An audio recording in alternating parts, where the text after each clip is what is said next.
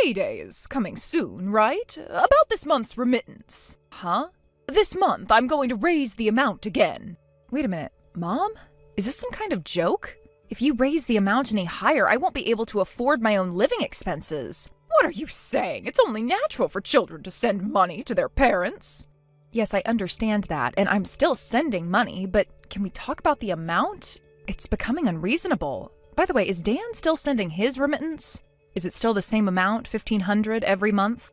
Of course, Dan is so successful, talented, and such a dutiful son. There's no way I'd burden him with more. Yeah, I shouldn't have asked.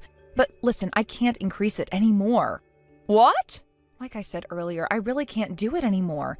Even right now, I'm barely managing to make ends meet. If you push me further, I really won't be able to survive. Then just cut back on your expenses even more. It's as simple as that. If I cut back any more, I'll be living a life that's not even human. I'm barely living as it is, and you're asking me to scrape by even more? Then just work harder and earn more money. Do you even hear what you're saying? You're asking me to sacrifice everything just to increase the remittance, and for what reason? It's ridiculous. Don't you have any sense of duty towards your family? You left this house out of your selfishness, so it's only right that we decide the amount you send back. I left because I had no place in the house, not because I was being selfish. And let me remind you, I'm already sending you $3,500 every month. That's a huge amount. If you include Dan's contribution, it's a small fortune. Besides, isn't Dad receiving his pension starting this year, and didn't he get rehired after retirement? Well, yes, he's still working. So you're getting his pension and he's still earning a salary, right? And on top of that, you're asking me to increase the remittance? It's just you and Dad at home now. What kind of extravagant life are you living that justifies asking for more? I'd really love to hear an explanation of where all this $3,500 is going. Stop being so selfish. How am I being selfish? I'm not increasing the amount, period. It's already too much, and if you keep pushing, I might just lower it. What? How dare you talk back to your own mother like this? Can't you listen to your parents? Look, even if you are my parents, there are limits to what I can agree to. Don't you understand that? I can't just do everything you ask for without question. All right, I have said my piece. Bye.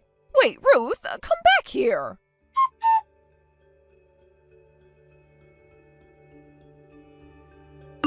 Ruth, is it true that you haven't sent this month's remittance yet? Yeah, I haven't sent it. Why not? Because Mom made an unreasonable demand and I'm holding off until we resolve it. Once things are settled, I'll send the money. But you promised that you'd send money every month when you moved out of the house. That was the condition, wasn't it? This is starting to look a bit selfish, don't you think? Wait, are you going to ask me to increase the remittance like Mom did? Well, yes, I think it's time you raised the amount.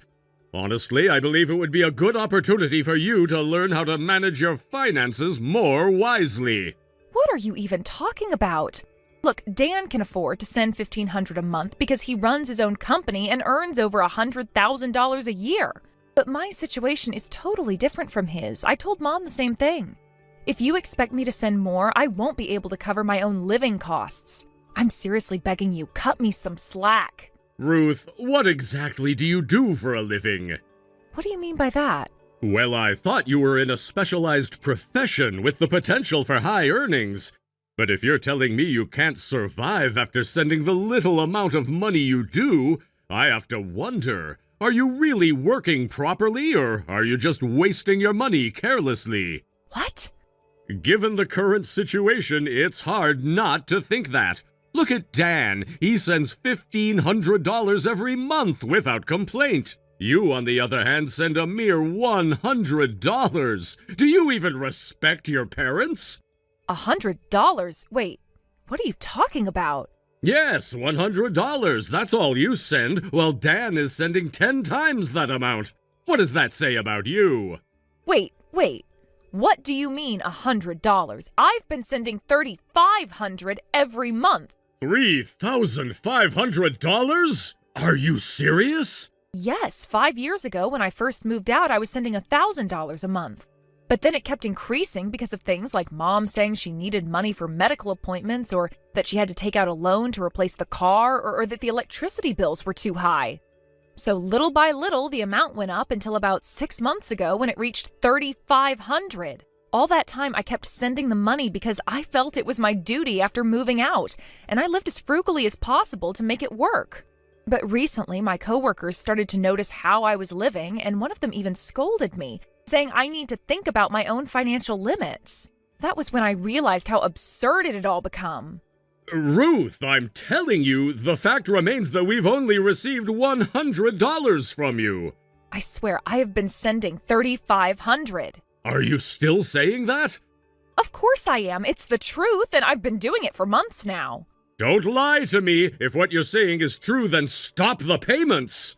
Wait, stop them? What do you mean? I'm saying if you're really sending that much, then stop. Let's see what happens. Wait, are you seriously telling me I can stop sending money? You don't want me to reduce the amount, but just stop entirely? $0? Yes, you think we can't survive without your remittance? We're not living in such poverty that we'd struggle if your money stopped coming in. Oh, so that's how it is. However, if you do stop sending money, don't even think about stepping foot back into this house. You'll no longer have a place in this family. That's fine by me. What? I moved out 5 years ago with no intention of coming back. I started my own life, and if you're telling me I can stop the remittance, that's the best news I've heard in a long time. It's a huge relief. Wait, Ruth! Oh, and make sure to let Mom know, too. I'm done. Bye. Why is she so happy?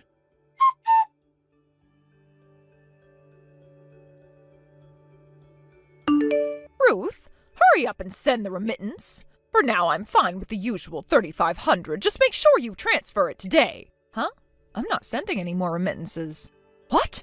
You can't do that. I'm in the middle of dealing with so many bills. The payment deadlines are coming up fast. Like I said, I'm not sending any more money. Are you really going to break the promise you made when you left the house? If you don't start sending money again, I'll bring you back home. Excuse me?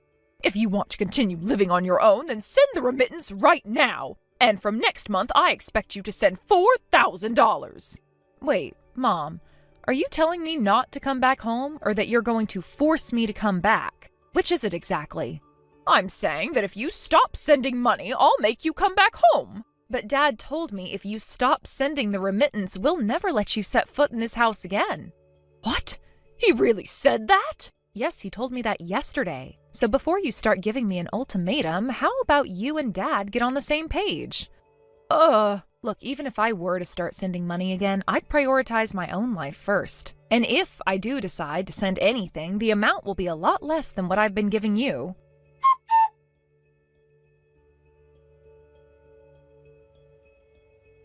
Hey, where are you? Oh, Carter, I thought you were at work today. I finished early because of some maintenance at the office building. Oh, I see. So where are you now? I'm just out shopping a bit. Come home without buying anything. I just checked the mailbox and we received a collection notice. What? A collection notice? Are you in debt? Yes, but it's not what you think. I didn't mean for this to happen. I've been trying to manage my finances. This is serious. How could you let it get to this point? You need to explain what's going on right now.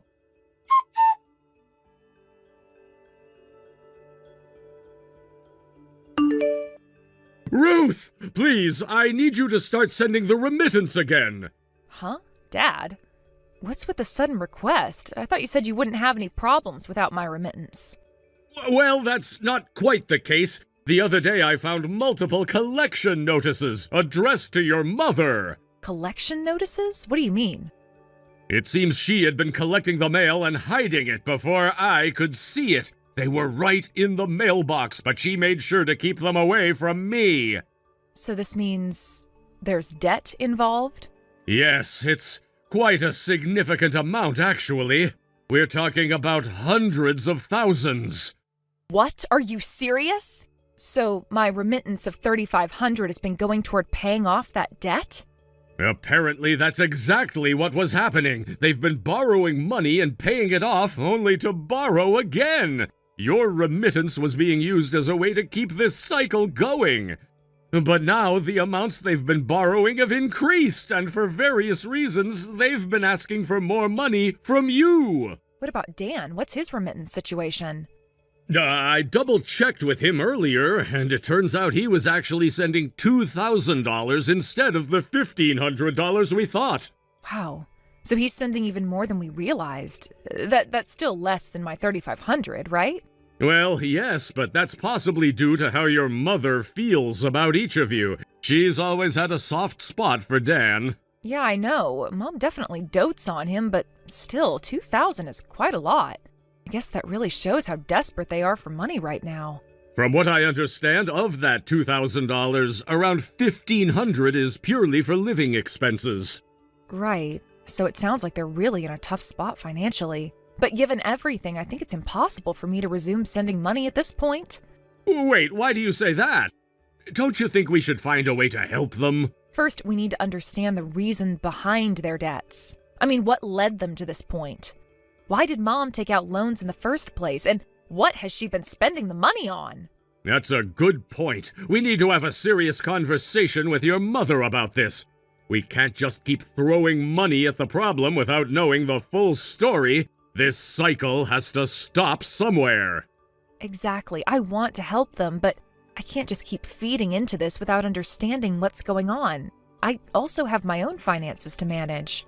Right. And you should not be put in a position where you're sacrificing your stability for theirs. We need a plan. Yes, we definitely need to get to the bottom of this.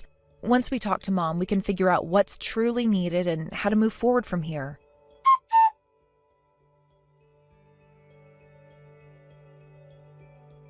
Ruth, I want to apologize for the horrible things I said the other day. Huh? Oh, you mean the conversation we had last time? Yes, I know this sounds like an excuse, but I genuinely had no idea about your mother's debt. I had completely entrusted her with managing the household finances. I was led to believe that your remittance was only $100 and that Dan was sending $1,500. I took that at face value without questioning it.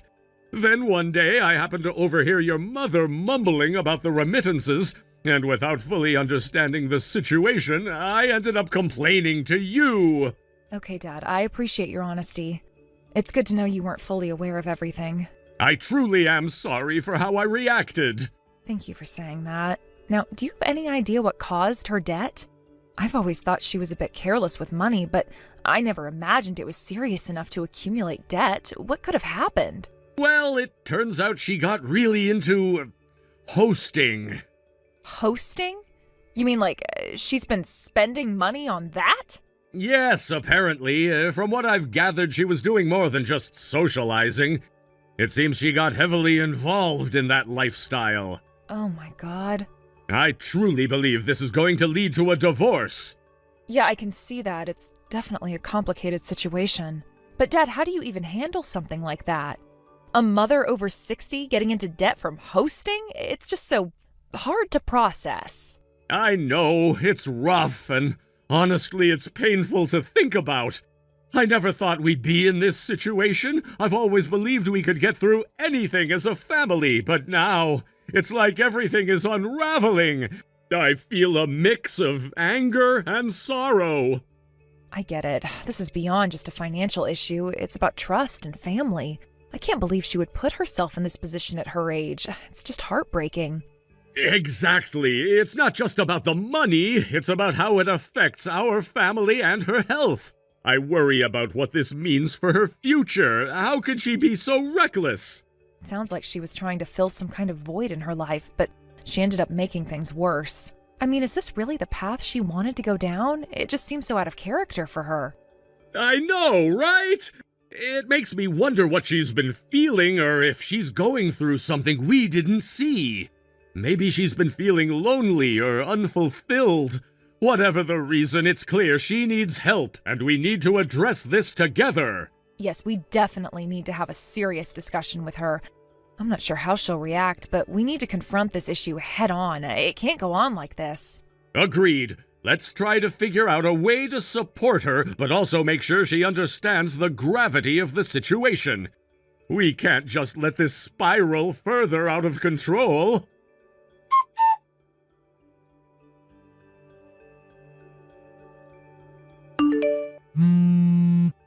Ruth, you've been living in this apartment, haven't you? Huh? Mom, what are you talking about? This apartment, room 105. What about it? I just ran into a resident from here, and they told me that ever since you moved out 2 months ago, that room has been empty. First, I want to know how you even found out about that room. I never told anyone my new address since I left home. When I went back to the house, I found a New Year's card addressed to Grandma. It had your old address on it. Oh, that card. I actually moved right after I sent that out. I plan to send Grandma a moving notice once I get settled in. Why would you choose to move out at this time? I was able to move to a more secure place because I no longer need to send remittances. It seemed like the right decision. So you came all the way here for what? That must have taken at least 2.5 hours on the fastest bus from your house. I got divorced from your father. Right after that, I returned home. But when Grandma found out the reason for the divorce, she declared that she never wanted to see me again. I heard your father went to Dan's place, and as for that host boyfriend of mine, well, he dumped me. Wait, are you saying you have no choice but to come live with me? I mean, what else am I supposed to do? I don't have any other options. No way, you're joking, right? Why would you think that? I already know why you got divorced. What do you mean? Who told you? Well, it's not like it's a secret. It's about the debts, your obsession with those hosts, and finally, the infidelity, right? Just the thought of having a mother who lives like that makes my skin crawl. I can't possibly live with you. Ruth, please. Think about everything I've done for you while raising you. I thought we could live together again as a way to repay that. You lied to Dad about how much I send home every month. I know you've been secretly borrowing money and making those payments behind my back. I don't want to be dragged into any more of your messes, all right? Ruth, about your new address. I'm not telling you. Wait a minute. Goodbye.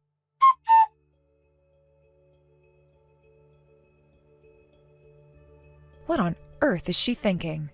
I truly cannot understand my mother's thought process. To be honest, I don't even want to understand it. After all, she failed to come to me for help, and now, because of that, she really has no place to go. For several days, she's been wandering around the nearby park, seemingly lost and without direction. While I was searching for her, I was approached by a group who had apparently been looking for her too. Before I knew it, they took me along with them, and I felt an odd sense of connection with these strangers, united by our concern for someone who had once been a central figure in my life. The days turned into an agonizing blur as I tried to piece together my mother's whereabouts. I could picture her in the park, sitting on a bench, staring off into the distance, seemingly lost in thought. I imagined her mind racing with all the burdens she carried. Is she reminiscing about better times or contemplating her next move? It's troubling to consider that her situation could spiral even further into despair. I remember the times when she was a vibrant part of my life, full of laughter and warmth. Those memories felt like a distant dream now. The thought of her aimlessly wandering without purpose gnawed at my insides. I had always assumed she would reach out if she needed help, but her silence spoke volumes about her state of mind. Was it pride, shame, or something else that kept her from turning to me? Days later, I encountered a group of people who seemed genuinely concerned about her. They approached me, asking questions about her whereabouts. Their faces were a mix of worry and sympathy, and I felt a strange kinship with them, despite not knowing them. It struck me how many lives my mother had touched, and yet she was now isolated and alone. They led me to a cafe nearby where we sat down to discuss what we knew. I learned that this group had been trying to find her for a while. They recounted stories of their encounters with her, how she would often sit alone, engaging in conversations with strangers, offering her insights on life, and sometimes sharing bits of her own struggles. I listened intently, taking in every detail, feeling both comforted and alarmed by the kindness of these people. As they spoke, I felt my own frustration bubbling to the surface. I should have been the one helping her, not these strangers. It was disheartening to realize how disconnected I had become from her reality. Perhaps I had been so consumed by my own life that I overlooked the signs of her distress. It dawned on me that I should have done more to reach out and check on her. How could I have let her fall through the cracks like this? One of the individuals in the group shared how they had seen my mother around the park, often appearing lost or withdrawn. Their words painted a picture of a woman who was not just my mother, but a person struggling to maintain her sense of self amidst a storm of challenges. Each story reinforced my commitment to find her and help her find her way back to stability. After several exhausting days of searching, I received an unexpected call from a friend of my mother's. He mentioned that there had been some unusual activity in his bank account. A deposit made by my mother. I felt a mixture of relief and dread wash over me. On one hand, it seemed she was still alive and functioning in some capacity, but on the other hand, it meant she was still entangled in a web of debt. The knowledge that she was engaging in financial transactions, even if they were questionable, added another layer to my concern. I shared this news with my father and brother, a reunion of sorts after years of silence. It was awkward at first, with so much unspoken tension hanging in the air. However, as we began discussing our mother, an unexpected warmth began to surface around us. We reminisced about the good times, family gatherings, birthdays, and the laughter we shared. Those memories felt bittersweet, contrasting sharply with the current reality we faced. My father, with his furrowed brow, spoke up first. "I always thought she would find her way back. She's a strong woman, but lately, it feels like she's lost her way." My brother chimed in, his voice laced with concern. "We need to figure out what's going on with her. This can't go on. She can't keep living like this." I nodded in agreement, feeling a surge of determination. We all knew we had to do something, but what? As we talked, an unspoken understanding began to form between us. We recognized that it was time to mend the frayed bonds of our family. The weight of our collective worry about our mother pulled us closer together. We realized that we needed to support each other through this challenging period, despite the long-standing distance and silence. My brother looked at both my father and me and said, "We should make it a point to check in on each other. Even just a simple text now and then would mean a lot." My father nodded in agreement, his expression softening. "You're right. Life is too short to be distant. We need to look out for each other, especially now." With that renewed commitment, we made a pact to stay in touch. It felt like a weight had been lifted off my shoulders. We were no longer alone in this struggle. The tension that had once filled the room gradually dissipated, replaced by a shared sense of purpose.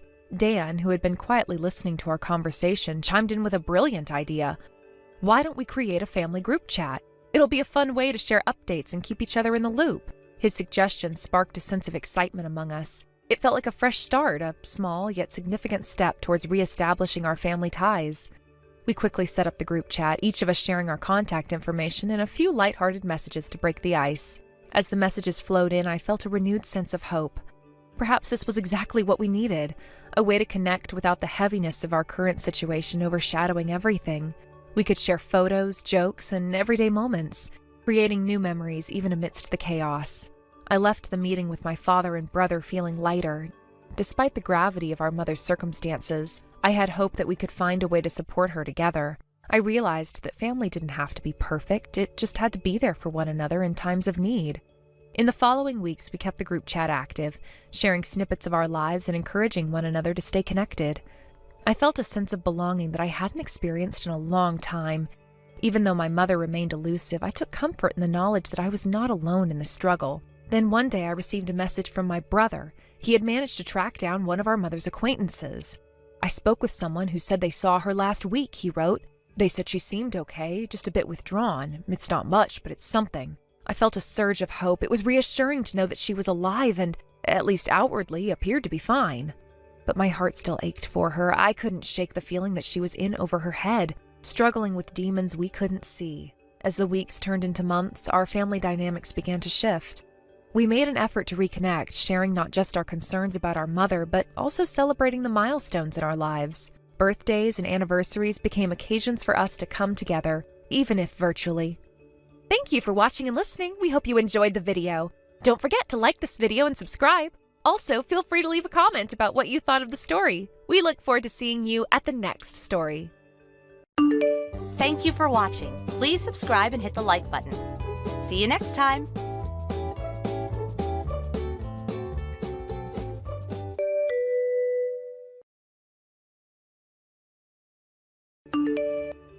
Hello, Marianne. How have you been? Keeping busy? Or are you just lounging around and whiling away the time? So sorry that business is not picking up. I told you you should have used the time wisely and did a little fixing up. Oh, hello, Marge. Been about a week since you opened, huh? Looks like you're doing okay. As for my place, we're not doing so bad. Revenue hasn't really changed much. I would say it's within our forecast. I was surprised our regular customers were so loyal. Oh, on the defensive, are we? Well, I don't blame you for being touchy about it. It's hard to see your little rundown shop deteriorating even further. I was just thinking. You run that place with your husband, right? He does the cooking and waitering, anything that comes up, doesn't he? Yeah, he helps out any way he can. It is a family business. Tell you what, Marianne, since you guys are really having a hard time, what if I told you I'd be willing to hire your husband at our place? Help you guys out a little. What do you say? Excuse me? Hire my husband? Are you serious? I'm just lending a helping hand to a fellow cafe owner, that's all. You don't have to be so shocked. I figured your business was suffering, so I offered to help. What's wrong with that? If your husband comes and works for us part-time, it'll help to cut costs. With the lack of clients, he has nothing to do anyways, right? No need for that. We're not really in the red. Business is as usual. As a matter of fact, my husband is pretty busy, so thanks for the offer, but we'll pass. There you go again, getting all defensive. I know that pride is probably getting in the way, but there's no need. What are neighbors for, right? I'm sure you've seen the big long lines outside our place. And it's only been a week. It hasn't let up at all. I mean, can you believe it?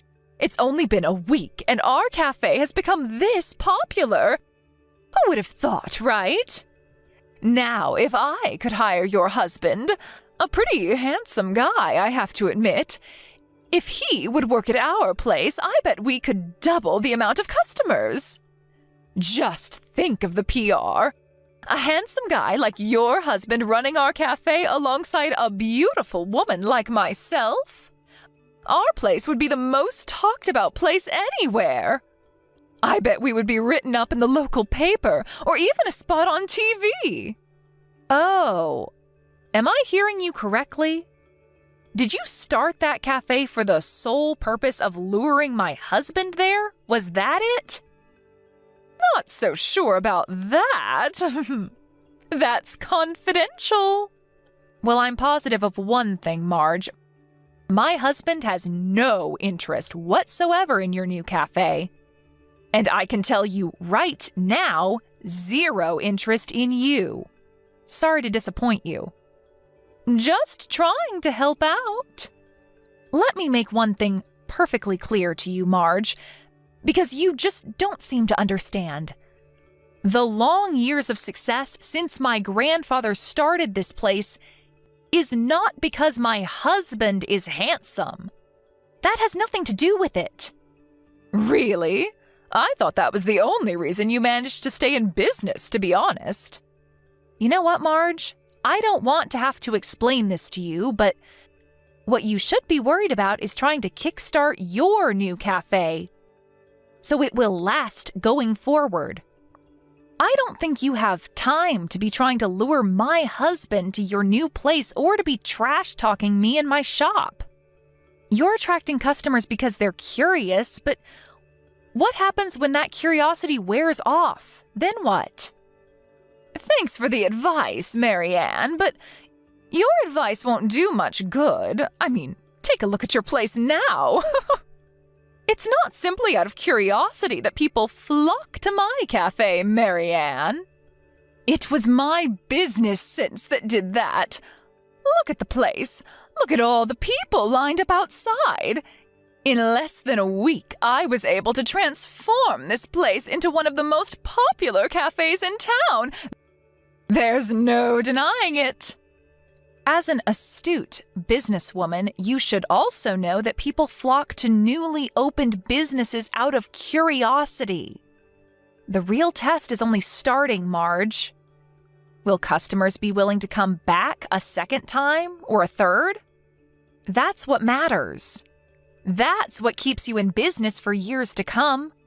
You know what? It's kinda annoying to be told that from someone whose cafe is empty. I don't see anyone waiting to get in. Like I said, we're doing okay.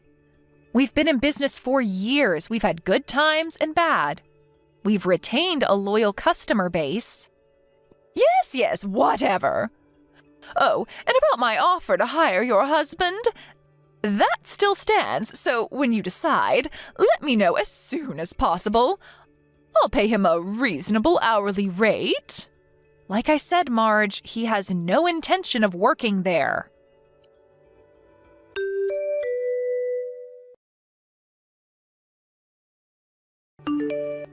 Is it true? I just heard about it, Mary Ann. I couldn't believe it.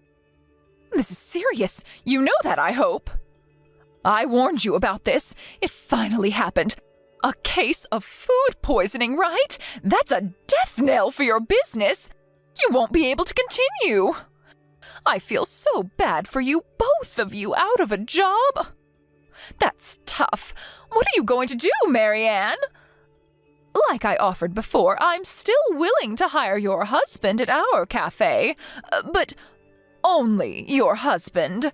I'm sure you can find something somewhere else. I have no idea what you're talking about, Marge. What food poisoning? I wish you wouldn't spread unfounded rumors. It's bad for business. Are you serious, Marianne? Are you really thinking of not reporting this to the authorities? You could lose your business license, you know. Food poisoning is no laughing matter. If I were you, I would really consider the pros and cons before doing anything irrational. But it's just inconceivable to me, as a business owner like you, and not to think of the safety of customers? How could you? Again, Marge, I have no idea what you're babbling on about. What proof do you have to accuse us of such a thing? That ambulance that came yesterday, what was that all about then? It looked like it was something major, all those people crowded around. You're not denying that, are you? When was this? You say this was yesterday? Yes, an ambulance pulled up in front of your old beat-up cafe. I saw someone getting carried away on a gurney. I know what I saw. Don't try and deny it, Marianne. Right afterward, I went out there and talked to Mr. Gaines. You know him, right? He owns that pizza place down the street. Well, he told me that your little establishment has been around for some time and that you've had sanitation problems for years. Not only that, but the entire place is antiquated. The kitchen and the dishwasher systems wouldn't pass muster now. Said the place is a disaster waiting to happen. Marge, can I stop you right there? For starters, our cafe was closed yesterday. We've always taken Monday off and try to stay open on the weekends. I thought maybe you would know that. Closed? You mean? Yes, we were not open. We're closed on Mondays. Everyone knows that. Closed on Mondays, huh? I had no idea. I heard about that incident from a neighbor, but what she told me was that Mrs. Todd, who runs that gelato place next door, apparently slipped on the stairs and hurt her back. I guess that's why they called the ambulance. They parked right in front of our place because 2 cars were blocking the entrance to Mrs. Todd's shop. I guess it looked like they were at my cafe. They had no other choice but to stop in front of our place. At least, that's the story I heard. Oh, really? There was such a big crowd out there, and Mr. Gaines, you know. You know what bothers me more, Marge? If you're running a business like a cafe, I would think you would know when other rival businesses are operating. If you want to run a business, you should know this. Are you sure you can manage to keep operating this way? Actually, I knew that. I've got it all on my calendar in the office.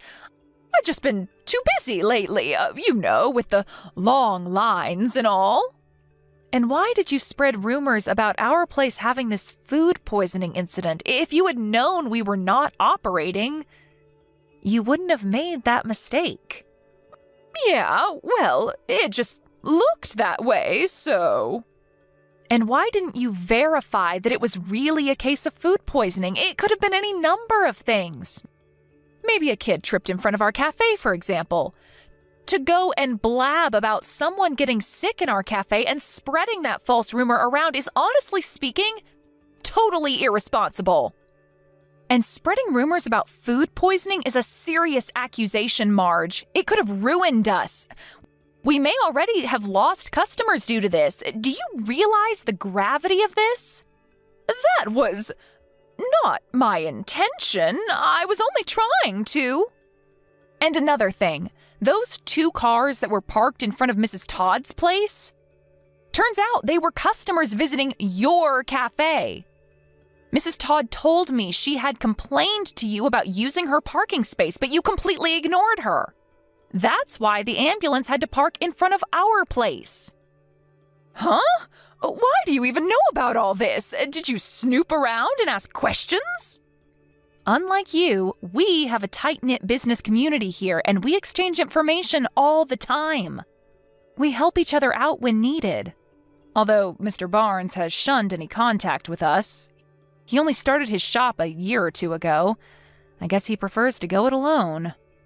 A tight-knit business community? I've never heard of this. Why wasn't I invited? People have been in various businesses around here for generations. Like I said, a tight-knit community. A lot of information gets passed back and forth. The information I'm getting is that, although you spread these malicious rumors, nobody believes any of it. I doubt Mr. Barnes even believes it. Oh yeah, and about the owner of that gelato shop, Mrs. Todd? She's my husband's aunt. Huh? You guys are related then? Yes. Like I said, it's a tight-knit community. I've got a bunch of relatives that own businesses around here. As a matter of fact, my brother runs that burger place on 5th Street. Huh? And I thought it was a great chance for me to do away with that old rundown cafe once and for all. But you know what, Marge? You should be grateful that it didn't go as planned. Huh? Why should I be grateful? Well, for one, I won't have to press charges against you for slander and spreading false rumors about this food poisoning incident. If those false rumors spread and customers avoided my cafe, well, I could have sued you. Huh? Well, it didn't do any harm. Nobody believed it anyway. Lucky for you. But if people had, you would have been prosecuted and ended up with a criminal record. A criminal record? What are you even talking about? That's right, Marge. You would have been legally deemed a lawbreaker. You were on the verge of breaking the law. So you should be grateful that it didn't progress any further. Come on, Mary Ann, you're blowing this all out of proportion. You're over-exaggerating this whole thing. I wish you wouldn't threaten me like that. I'm not threatening you, Marge, and for your information, this is not an over-exaggeration. There are similar cases just like this all over the country. Some people have even served sentences and paid enormous fines for exactly what you did. Getting back to what I was saying, the main reason for causing all this in the first place is it was simply out of frustration and payback for not being able to lure my husband away and have him work at your place. Isn't that right? This was all about retribution for not getting your way. That's not how I... Please, Marge, don't try denying it. I know all about it. My husband said you had been persistent in your effort to persuade him to come and work for you. Although I suspect there were ulterior motives, which I won't get into here. Anyway, my husband resisted, refusing your constant pestering of him. He finally sighed with relief when you finally eased up a little. I was only trying to help him. I don't know where you got the idea that we were in trouble financially.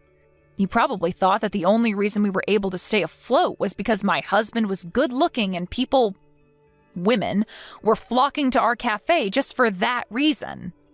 But what other reason is there? That place is a dump. Why would people go there? I was only trying to help him and you out. Yeah, you're right.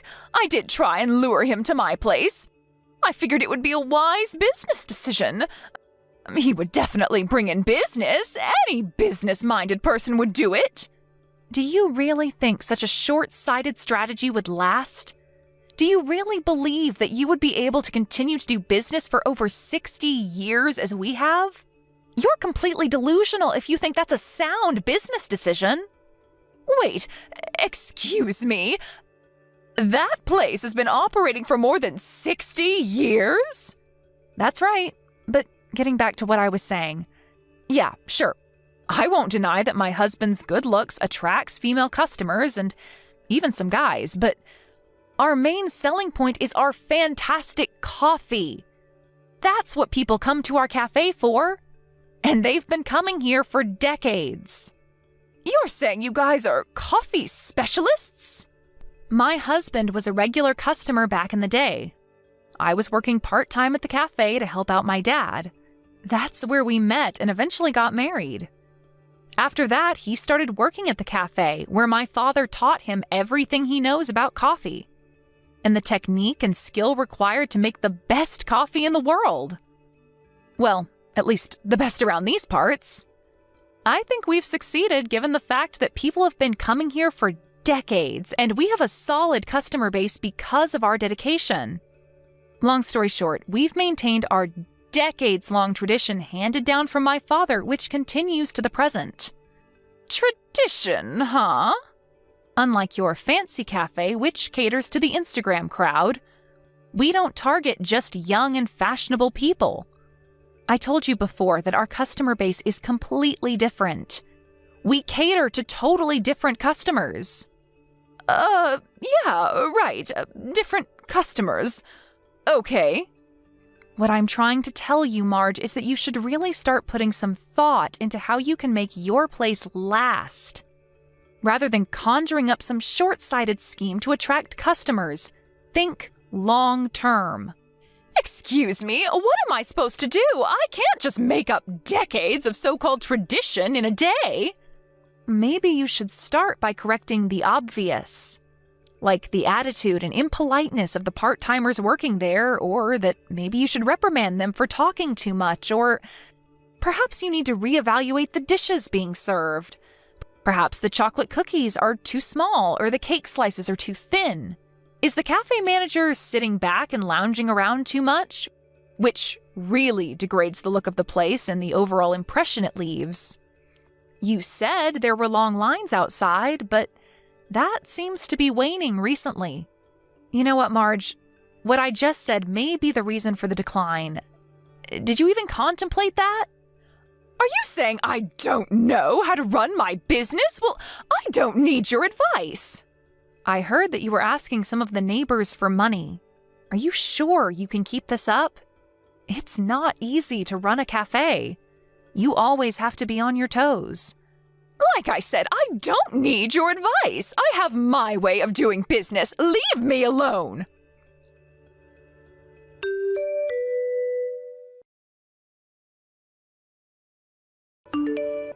After I gave her that advice, she didn't pester me or my husband any longer and went about trying to run her business her way. But it seems she was not only having trouble running her cafe, but her personal life was in the doldrums. About her down payment on the cafe that I was concerned about, it turns out she scraped together the cash from her husband's savings and dipped into accounts she was not permitted to touch, and apparently borrowed a considerable amount from various financial institutions. Her husband, who was working overseas at the time, was absolutely furious. Another thing that thoroughly pissed him off was when he heard that she was lusting after my husband. What's more, she has 2 kids, but completely disregarded them and focused all her attention on the cafe. The more the customer base declined, the more she became frustrated, spending every waking minute on how to revive the cafe. You can probably imagine where this probably went. That's right. The marriage eventually ended badly, and the cafe suffered a similar fate. All that was left was a mountain of debt. All her efforts were just one wild goose chase, a self-defeating endeavor. Last I heard, she was working various jobs to make ends meet, and to pay back the enormous debt she had accumulated. Thank you for watching. Please subscribe and hit the like button. See you next time.